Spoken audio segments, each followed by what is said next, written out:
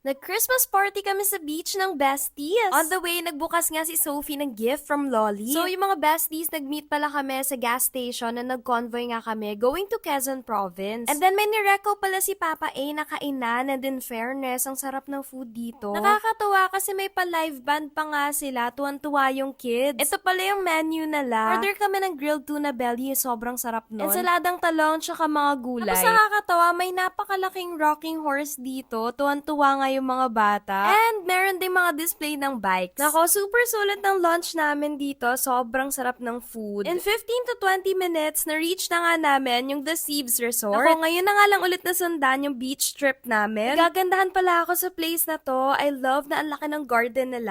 Pwedeng tumokbo ng tumokbo yung mga bata or yung pets ninyo. At friendly din pala kasi dito. Yay, ang dala-dala namin yung 2 fur babies namin. Ang pinakamaganda pa dyan, pwede nyo silang isama sa room ninyo. Hindi din kasi talaga kami nagsistay sa mga places na nakahiwala yung pets namin sa amin. Nako, hindi ako makakatulog talaga pag ganun. So, yung room namin nasa baba lang siya, halos katapat lang ng pool. We got a deluxe room and it has 2 double-sized beds. Very spacious nga din inside. Kapaglagay pa kami ng playpen nila Milo and Kida and even kay Sophie. Napakalinis pala ng room and even the beds. It has a small fridge, may mga bottled water, water heater, and cups for the coffee and tea. For the bathroom, ito naman yung itsura niya and malaki pa din naman yung space dito. Provided na din pala nila dito yung essentials mo like toothbrush, shampoo, conditioner, may body wash din and lotion. So this is what the beach looks like. And brown yung sand niya, pero guys, sobrang pino niya. Kasi ang ganda nung pagkakapino, grabe. Kung nga si Kida, nagpa-picture pa nga dito. Sabi ko, ako yung picturean eh, siya yung nagpa-picture talaga.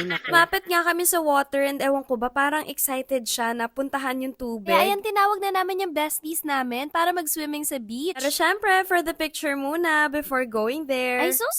Pero alam niyo kung merong pinaka nag-enjoy dito, si Milo talaga yon. Tignan niyo, hinahabol niya yung mga bula-bula. Tumagal kami dito sa beach nang dahil sa kanila. Ilan namin sila kasi mo-off-leash dahil sa lakas ng alon. And meron din mga dogs around the place. Tignan niyo to si Kida, Diyos mio, talaga sinasalubong niya yung mga waves. Opa, ikaw na talaga yan, girl. Tignan niyo, kahit ang bilis ko umitim sa dagat, super enjoy pa din naman kasi kaya sulit na din, diba? After swimming, ayan, nagutom na nga yung mga bata. You can buy food sa resort and ihahatid nila yan sa beachfront. After eating, lumipat na nga kami sa pool. Hindi pala heated to. Pero okay naman yung water, hindi siya yung super lamig. Enjoy na enjoy din talaga yung mga kids dito. When we got back inside our room, naligo na nga kami. Tapos yan, may pag-gift pa nga si Ate Lynn for Sophie. Sama din pala namin yung sister niya, si Ate Marie. Sobrang ganda din pala dito at night, guys. So, naglakad-lakad nga ako. At ayan, may pa-Christmas decors pa and lights. Even Santa Claus is here. And then we went to the resto para kumain na ng dinner together. And ang sarap ng food nila dito. Reasonable din naman yung price nila. Hindi ko makakalimutan lang dito is yung leche flan nila. So, must try yan kapag nandito kayo. Next morning, nag-breakfast lang kami together ng besties. Pagkatapos nga kumain, dumiretso yung kids sa beach. Naglaro sila ng sand dito. And then, picture-picture din. Tapos yan, dumiretso na nga, nag-swimming pa nga. Aba, nagsiswimming sila, aba, ang mommy, nag-pictorial pa nga yarn. And alam nyo naman, kapag magkakasama talaga kami, automatic na yan, may mga TikTok trends kaming ginagawa together. Pati nga mga daddies na dadamay na din, buti na lang game na game sila. Ikot ba tayo?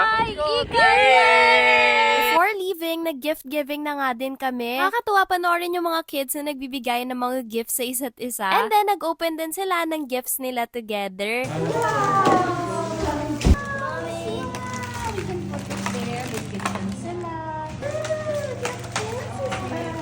Ay, no, ngayon lang din pala kami nakapagbigay ng mga pasalubong namin from Vietnam. After the kids, mommy's turn naman. Sobrang cute na reaction ni Doki, tignan nyo. Every year na talaga yan, wini-wish ko na sana ma-keep up namin yung ganitong tradition ng besties.